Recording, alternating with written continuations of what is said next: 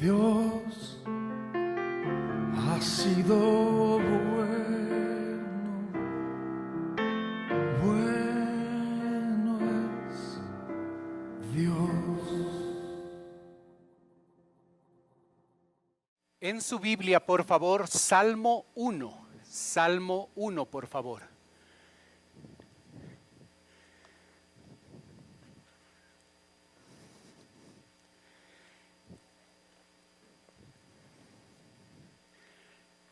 Salmo 1, verso 1, por favor.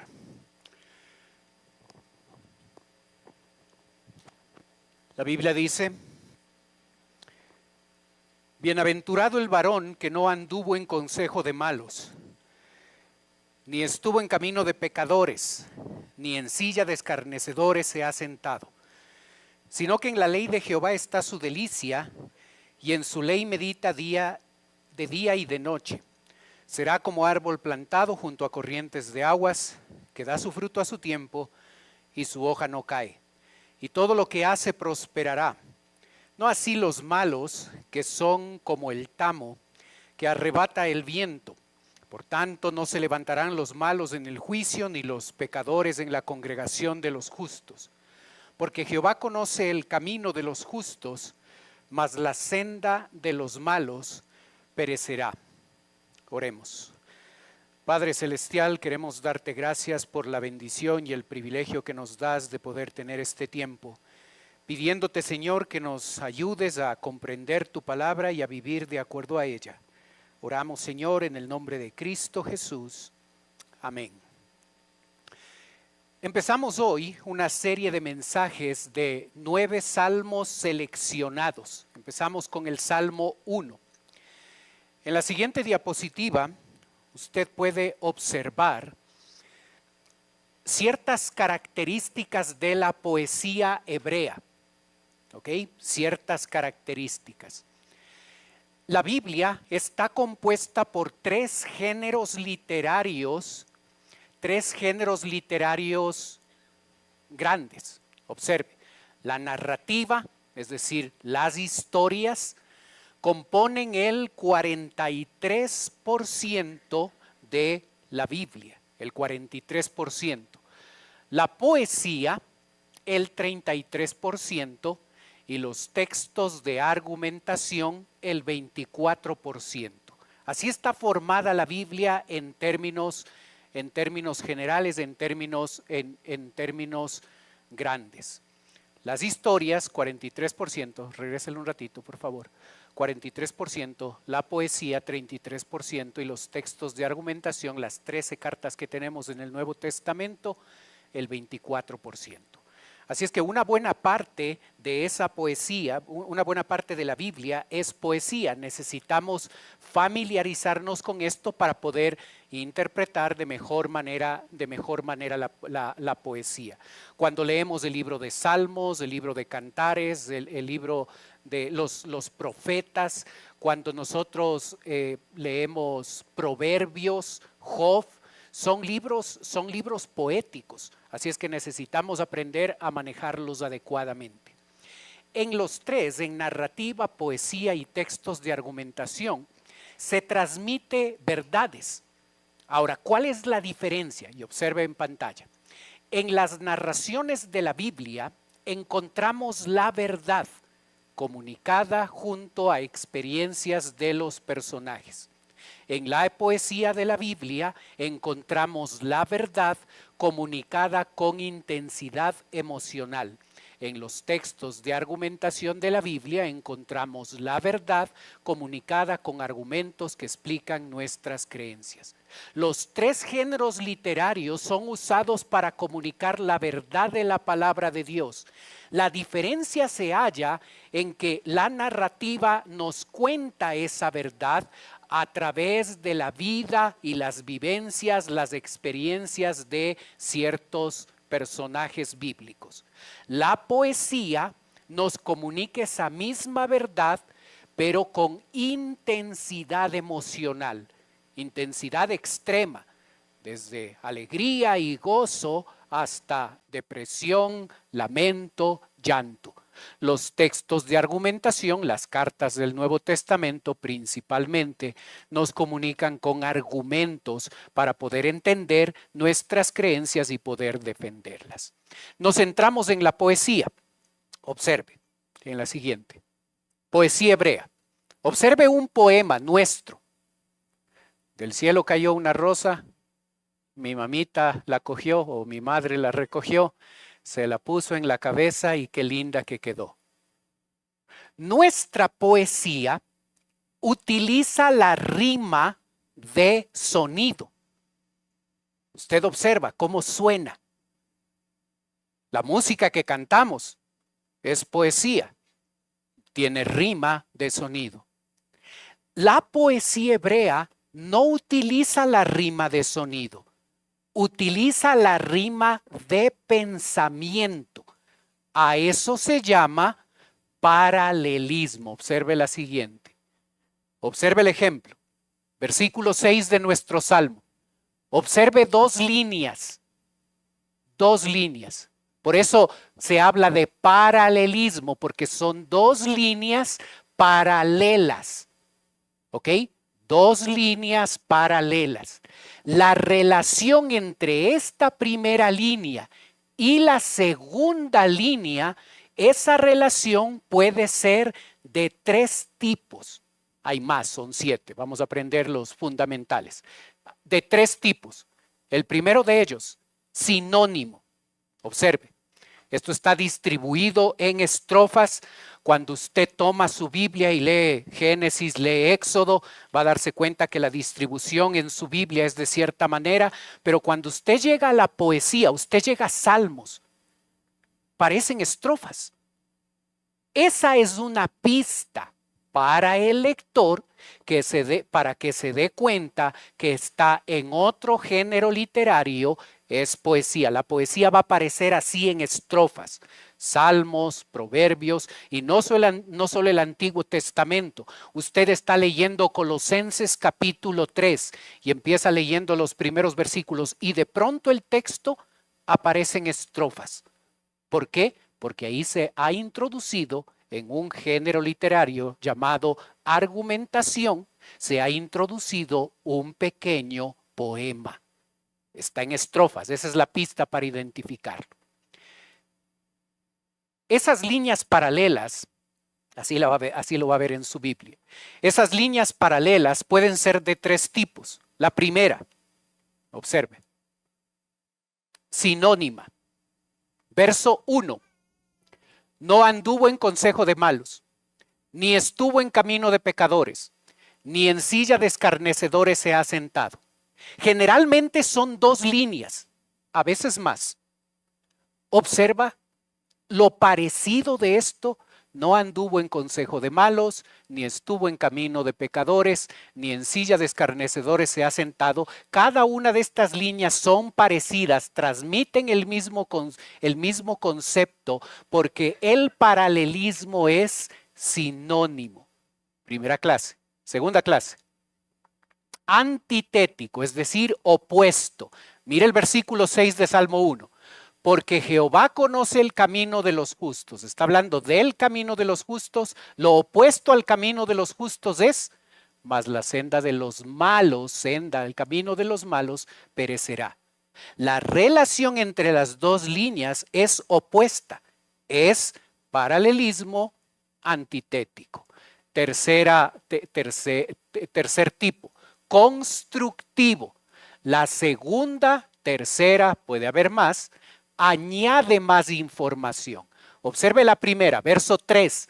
Será como árbol plantado junto a corrientes de aguas. A este pensamiento, ¿qué estoy haciendo? Añadiéndole información. Que da su fruto a su tiempo, su hoja no cae y todo lo que hace prosperará. En el Salmo 1, nosotros tenemos los tres tipos de paralelismo de la poesía.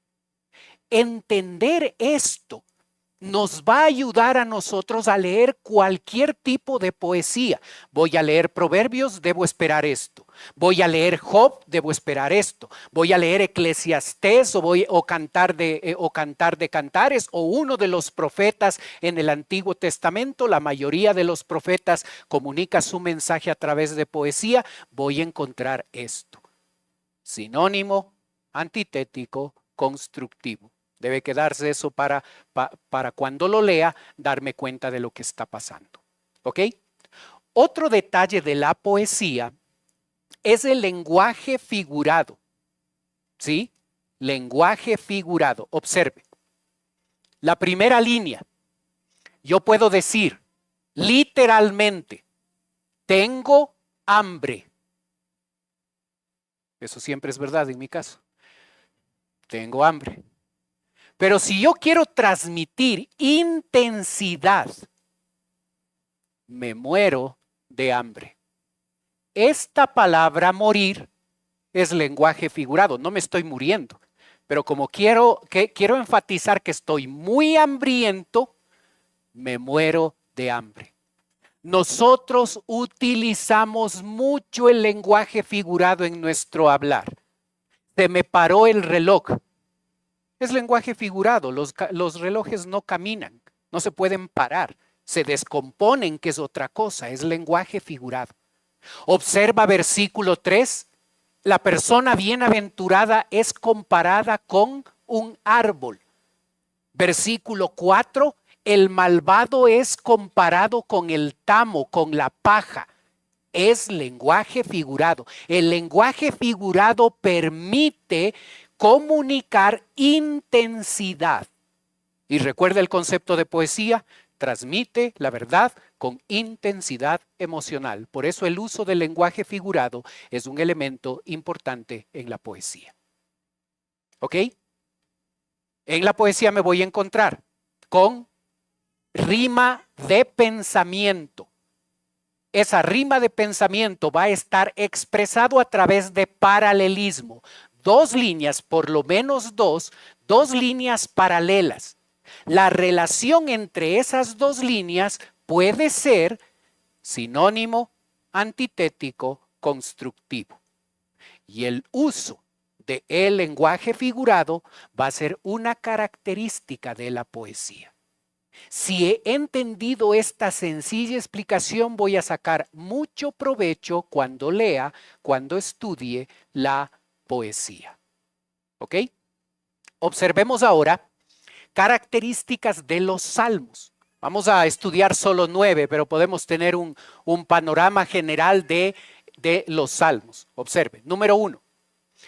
Todos estos esferas, 150 esferas, 150 salmos, no son las esferas del dragón, no.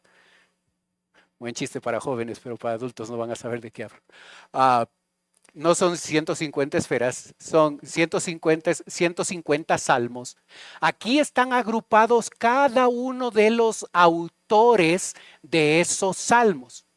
Esta sección, David, es la persona que más escribe, más salmos ha llegado a escribir. Él escribió 75 de los salmos. Salomón escribió 2, Moisés 1, Asaf 12, los hijos de Coré 10, Emán 1, Etán 1 y 48 salmos son anónimos. En cuanto a la fecha, si mencionamos Moisés, debemos darnos cuenta que el periodo de tiempo en el que se escriben los salmos es extenso, más de 1000 años. Si usted ve en la siguiente diapositiva, va a darse cuenta que desde aquí Moisés escribe un salmo, luego David, luego Salomón, luego viene el exilio y se escriben algunos salmos, se reconstruye el templo, se escriben otros salmos. En un periodo extenso de más de 1000 años se va escribiendo cada uno de los salmos. Ya que están escritos al final de ese periodo, se les ocurre agruparlos. Y los van a agrupar, nosotros tenemos un solo libro, el libro de los Salmos, los van a agrupar en 5 libros. Observe antes de eso, el tema de los salmos es canciones de oración y alabanza que expresan la relación de Dios con su pueblo. El libro de los salmos es el himnario del pueblo de Israel, a través del cual cantan, expresan sus emociones y llegan ellos a comunicar su relación con Dios a través de todo esto. ¿Cómo llegan ellos a compilarlo? Observe. Y antes de eso, ¿cuáles son los temas? Alabanza, ¿sí? Dios hace algo en mi vida y yo escribo un salmo. Confianza, salmos de confianza, himnos. No me enfoco en lo que Dios ha hecho, simplemente le alabo por quien es Él. Himnos, agradecimiento por lo que Dios hace, salmos de sabiduría, salmos de realeza apuntando a Cristo. Y observe el grupo más grande, lamento. En los salmos nosotros vamos a encontrar expresiones emocionales súper fuertes. Señor, ayúdame. ¿Cómo salgo de esto? Mucha alegría también, expresiones de gozo, alegría, agradecimiento, pero también expresiones de dolor extremas. Inclusive, Señor, apresúrate, hazle daño a esta persona porque se ha portado mal conmigo. Los salmos imprecatorios, donde piden venganza por cómo se han portado con ellos y le piden a Dios que Dios les haga daño a las personas. Vamos a toparnos con ese tipo de salmos. Así es que la intensidad emocional en los salmos va a ser súper fuerte. ¿Cómo los agrupan? El libro de los salmos está agrupado en 5 libros. Ahí los ve. En la tabla, usted observa. Siguiente. Observa. Desde el Salmo 1 al Salmo 41, primer libro. Si usted abre en el Salmo 1, va a darse cuenta que el título del Salmo 1 dice Libro 1. Termina el Salmo 41 y ¿cómo termina? Termina con una doxología, es decir, palabras de alabanza a Dios. Segundo libro, Salmo 42 hasta el Salmo 72. En el Salmo 42, ¿qué va a ver usted de título? Libro 2. Al final del 72 va a haber otra doxología, alabanzas a Dios. Salmo 73, ¿qué va a haber al principio del Salmo 73? Un letrero que dice libro 3. Termina en el Salmo 89. ¿Qué va a tener al final del Salmo 89? Otra doxología, palabras de alabanza a Dios. Libro 4, Salmo 90. ¿Qué va a tener al principio del Salmo 90? El título, libro 4. Salmo 106 va a terminar con otra doxología, palabras de alabanza a Dios. Salmo 107, ¿cómo va a empezar? Con un título que dice libro 5. ¿Cómo va a terminar? El Salmo 150 en su totalidad es una doxología, palabras de alabanza a Dios. Observa cómo lo hicieron. Regresan del cautiverio, construyen el templo y se ponen en el trabajo de tomar todos esos 150 salmos, agruparlos de esta manera y así nosotros lo tenemos en un solo tomo, el libro de los salmos. ¿Ok? ¿Cuán importante fueron los salmos en la vida y el ministerio de Jesucristo? Las enseñanzas de Jesús. ¿De dónde las sacó? Salmo 8, Salmo 118, Salmo 110, Salmo 91. Interesante que varias de las enseñanzas de Jesús están fundadas en los salmos. En la tentación, cuando se escribe Mateo 4, ¿de dónde se saca esa información? Del Salmo 91. Cuando Jesucristo celebra la última cena, ¿de dónde se saca esa información? Salmo 113 al Salmo 118. En la cruz, cuando Jesucristo está crucificado, ¿de dónde sale la información? Salmo 22, 1. Cuando Jesucristo muere sus últimas palabras: Señor, en tus manos encomiendo mi espíritu. ¿De dónde saca esas palabras? Del Salmo 31:5. El Salmo 22 muestra la función de Jesucristo como profeta. Estos salmos muestran el ejercicio de Jesús como sacerdote, como rey, su sufrimiento, su resurrección. El libro de los Salmos es uno de los libros preferidos de Jesucristo. Tremendo. Observe. Aquí tenemos todos los libros del Nuevo Testamento, desde Mateo hasta Apocalipsis. Observa las barras.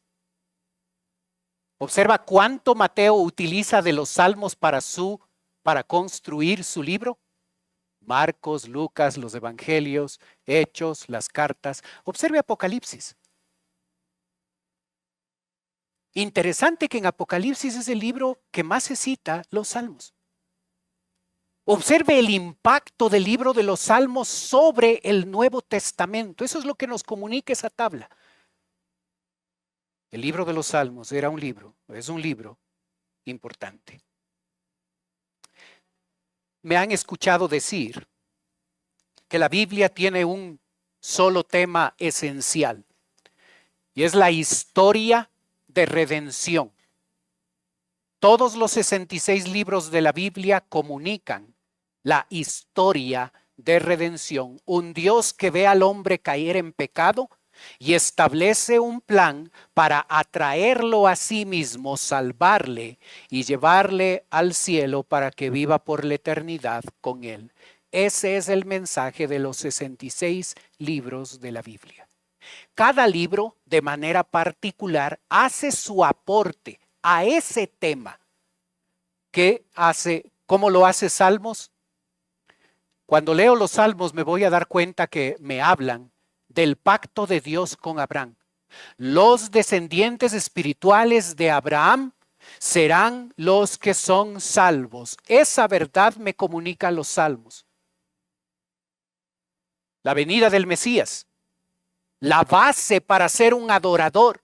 Esas tres verdades fundamentales está siendo comunicada por los salmos. Este es el aporte que los 150 salmos hacen a la historia de redención. ¿Ok? Estudiemos el Salmo 1. 3 primeros versículos nuevamente.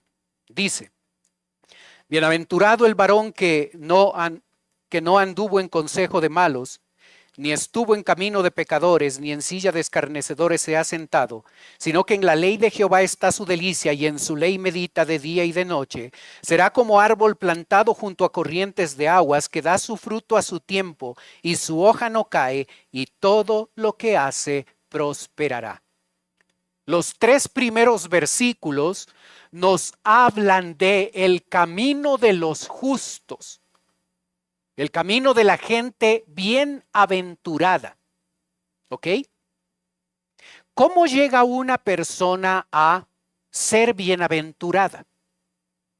¿Cuáles son los requisitos? ¿Cuáles son los pasos que nosotros podemos dar para convertirnos en bienaventurados?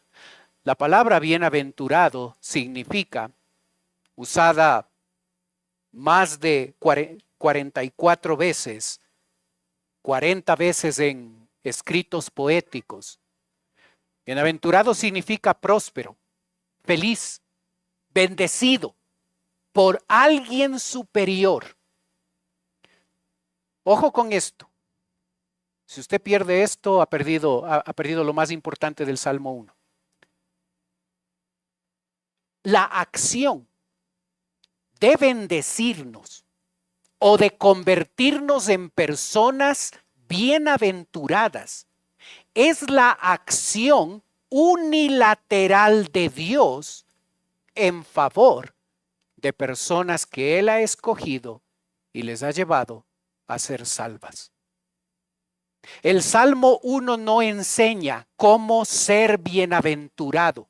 El Salmo 1 muestra lo que Dios ha hecho para que ese creyente llegue a ser bienaventurado. Salvo es lo mismo que bendecido. Salvo es lo mismo que bienaventurado. Cuando nosotros llegamos a ser salvos, en ese instante ya somos bendecidos por Dios, ya somos bienaventurados, ya somos parte de su familia, de su pueblo.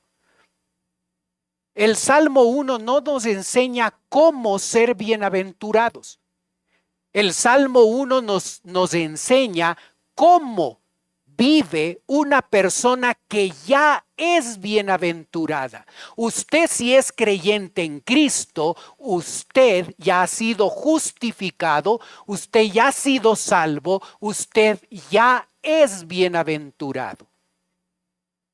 El detalle está en si nos estamos portando de acuerdo a lo que somos, de acuerdo a nuestra nueva identidad, de acuerdo a la realidad que usted y yo, creyentes en Cristo, ya hemos sido bendecidos por Dios. Es la acción unilateral. Esto es por gracia, no por obras. No me gano el ser bienaventurado. Él, por su gracia, me salva y me convierte en una persona bienaventurada, en una persona bendecida. Si usted es creyente en Cristo, usted ya es eso.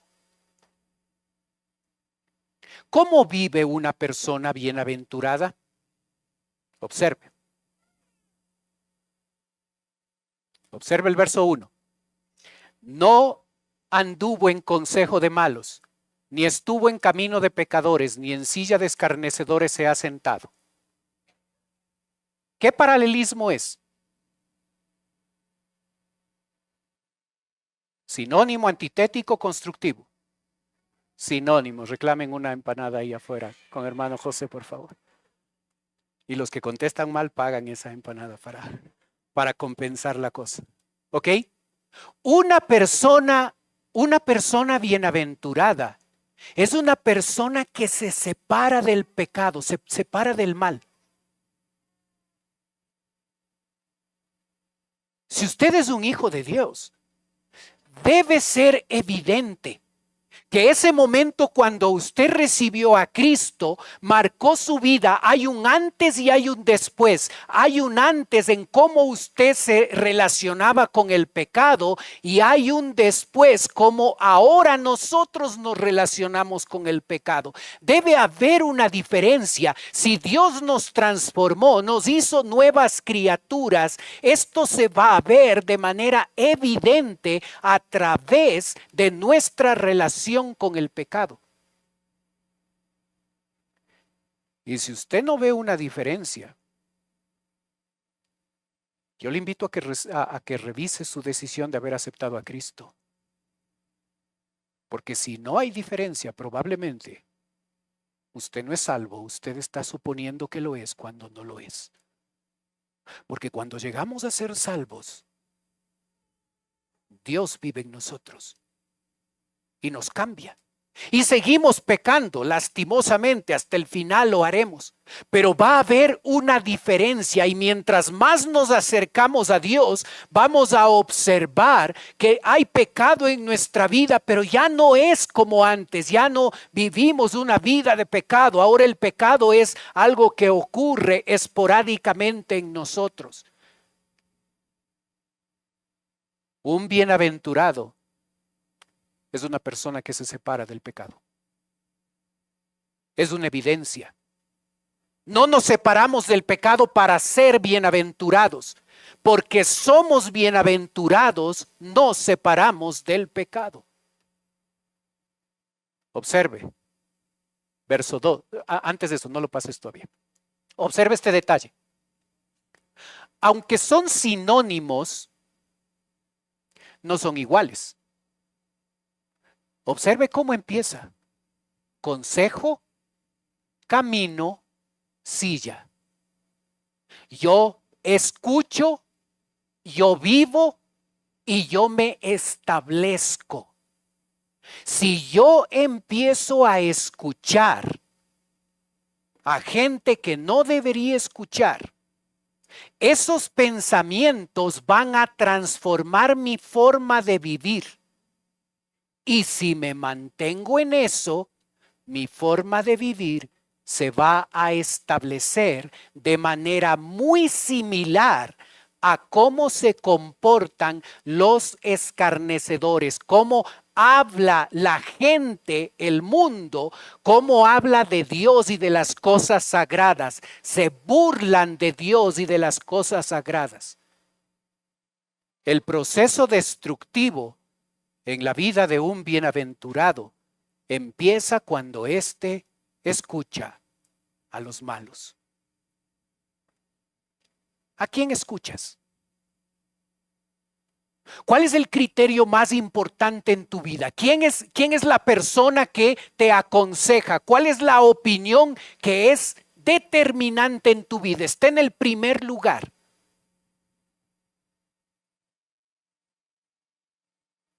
Y si tu respuesta no es la palabra de Dios, hay un problema. Porque el consejo más importante no es el de tu cónyuge. El consejo más importante es el de Dios. Es así en la práctica, en nuestra vida, no en la teoría. Es así. El consejo más importante es el consejo de Dios. Cuando tengo que tomar una decisión, cuando tengo que entender alguna cosa, cuando tengo que vivir de cierta manera, ¿es este consejo el más importante en mi vida? ¿Sigo este consejo? ¿Cuáles son tus mejores amigos? ¿Cuál es la gente que influye más en tu vida? ¿Gente que ama a Dios? David dirá en los Salmos, mis mejores amigos son gente que le teme a Dios. ¿Cuál es tu mejor amigo? ¿Un primo no cristiano? ¿Un compañero del colegio que no conoce de Cristo? Y si esa es tu respuesta, hay un problema espiritual en tu vida. Porque se arranca con el consejo, se llega al camino y se establece en una relación permanente con los escarnecedores. Así es que a veces la decisión es sacar a esa gente de nuestra vida. Pueden ser compañeros de trabajo y ellos necesitan que nosotros estemos allí porque deben escuchar el evangelio de nuestra parte. Pero mis mejores amigos van a ser personas que sin ser perfectas van a llegar a ser gente que busca alabar, obedecer y agradar a Dios. Para mí es inentendible cómo padres que están sentados aquí en esta mañana no han cultivado en sus hijos la necesidad y la importancia de que ellos tengan sus mejores amigos aquí.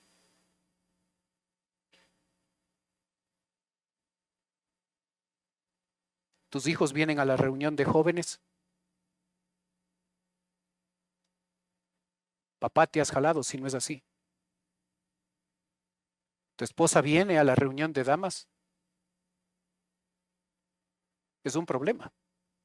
¿Tú vienes a la reunión de caballeros? ¿Dónde están tus mejores amigos? Deben estar aquí. Imperfectos como somos, pero todos buscando agradar a Dios. Se empieza con el consejo, se sigue con un estilo de vida y luego ese estilo de vida se afianza y se parece al de los escarnecedores, los que no conocen de Dios. Una persona bienaventurada es una persona que se separa del pecado. Segunda característica, Una persona bienaventurada es una persona devota o apasionada de la palabra de Dios. Observa el texto. Sino que en la ley de Jehová está su delicia, y en su ley medita de día y de noche. ¿Qué paralelismo es?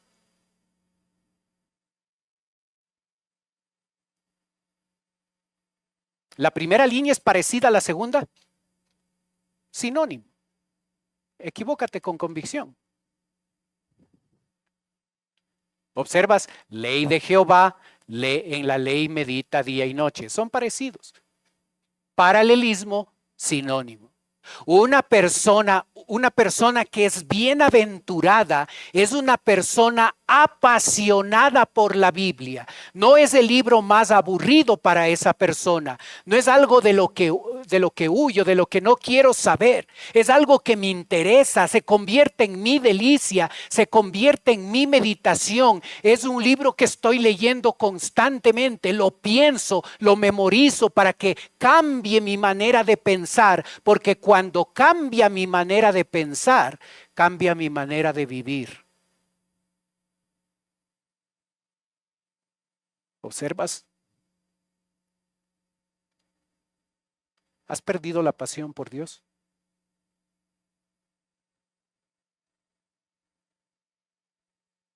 ¿Te das cuenta el orden? Pecado, devoción. El pecado te roba la devoción a Dios. El pecado te roba la pasión por Dios. Así es que si no tienes pasión por Dios, seguramente hay un área en tu vida donde estás permitiendo que el pecado tome el control. Y luego, verso 3, obsérvalo. Bendecido por Dios, observa lo que dice. Será como árbol plantado junto a corrientes de agua, que da su fruto en su tiempo y su hoja no cae, y todo lo que hace prosperará. Paralelismo constructivo, muy bien. Es una línea, árbol plantado junto a corrientes de agua. ¿Y qué va a ser la segunda, la tercera y la cuarta línea? Va a añadir que da su fruto a su tiempo, su hoja no cae, todo lo que hace prosperará. ¿Observas? Para comunicar lo hermoso de ser una persona bienaventurada, el escritor utiliza una figura del lenguaje. ¿Con qué nos está comparando? Con un árbol. Lenguaje figurado. No somos árbol. Y ahí me doy cuenta que es lenguaje figurado. No soy un árbol. Me comparan con él. Y si quieres ser mucho más técnico para saber qué tipo de lenguaje figurado es, esta es la clave. ¿Cómo? El símil, un tipo de lenguaje figurado llamado símil, similar, utiliza la palabra como. ¿Observas? Esta palabra es increíble en el texto. Plantado. Porque literalmente significa trasplantado. Y aquí hay una verdad profunda. Dios nos saca del reino de Satanás y nos trasplanta en el reino de su Hijo. Nos saca de ser hijos de Satanás y nos convierte en hijos de Dios. Y cuando Él nos trasplanta junto a corrientes de aguas.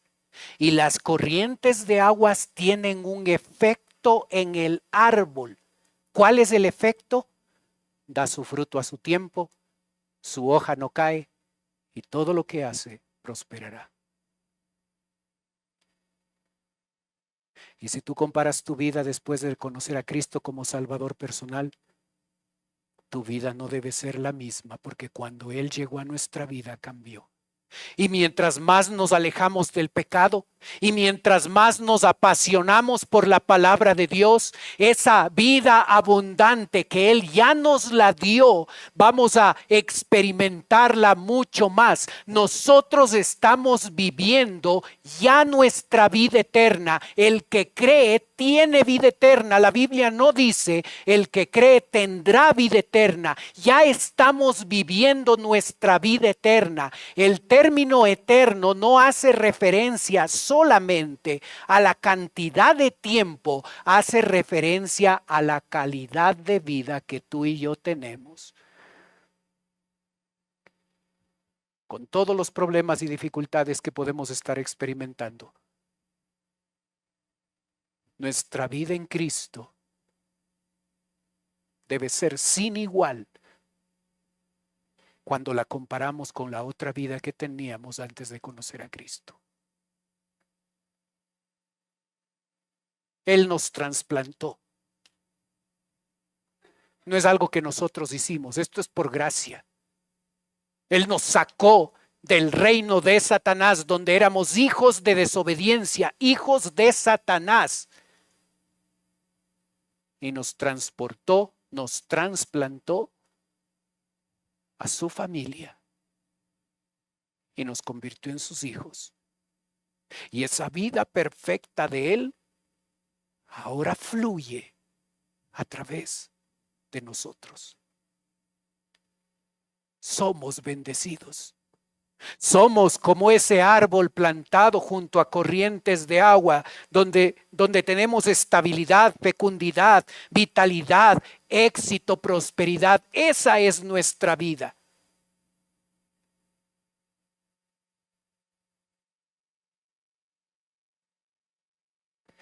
El texto, en los versos 4 al 6, ahora habla del camino de los malos. ¿Te diste cuenta de este detalle? Los primeros 3 versículos nos habla de la vida de los justos y los versículos del 4 al 6 nos habla de la vida de los pecadores, de los malvados.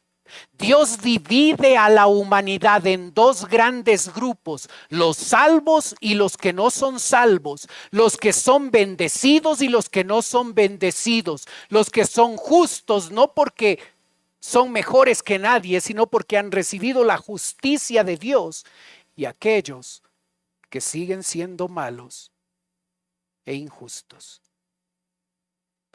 Observa verso 4. En la siguiente, por favor. Dice: no así los malos, que como el tamo que arrebata, que son como el tamo que arrebata el viento. El tamo es la paja. Y si dice como el tamo, ¿qué figura de lenguaje es? Símil, muy bien. Es la paja. ¿Observas la foto? Hasta el día de hoy, la gente toma el grano y lo lanza al cielo para que el viento lleve toda la paja inútil que no se necesita y por gravedad el grano caiga al suelo y sea utilizado. Esa es la figura del lenguaje. El no cristiano es paja. Es inútil su vida. No te compares con él. No busques lo que él busca. No añores lo que él ha conseguido.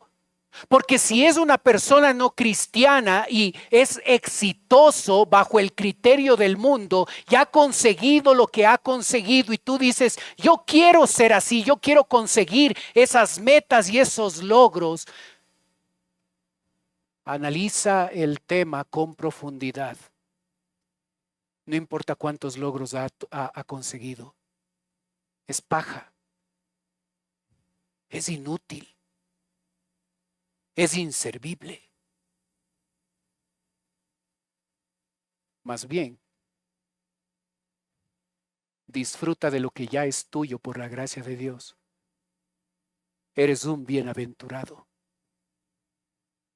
Y el carácter es opuesto entre el malo y el bienaventurado. No así los malos, que son como el tamo que arrebata el viento. Verso 5.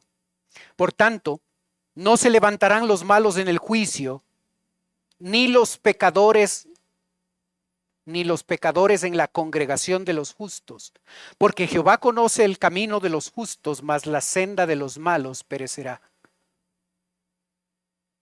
A ellos no les interesan nuestras reuniones. No se congregan con nosotros. Es pérdida de tiempo no estar durmiendo un día domingo en vez de estar aquí. No les interesa esto.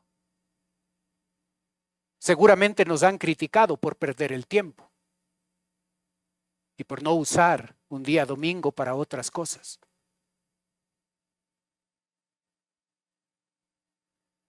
Jehová conoce el camino de los justos. Y la palabra conocer, allí en el verso 6, transmite más que información, transmite conocimiento que se tiene a través de la relación. Cuando tú convives con alguien, no le conoces solo por los datos, le conoces por cómo vive. Eso es lo que transmite esa palabra conocer. Jehová conoce a los justos. Hay una relación entre pastor y oveja, entre salvador e hijo de Dios, entre papá e hijo. Hay una relación que va más allá de datos, de información. Y esa relación es la que tenemos que cultivar para llegar a profundizar nuestra relación con Él. Ya somos bienaventurados, ya somos. Vive de acuerdo a tu nueva realidad, a tu nueva identidad. La persona bienaventurada es una persona que se aleja del pecado, es una persona que se apasiona por la Biblia, es una persona que disfruta la bendición que Dios le da. Oremos.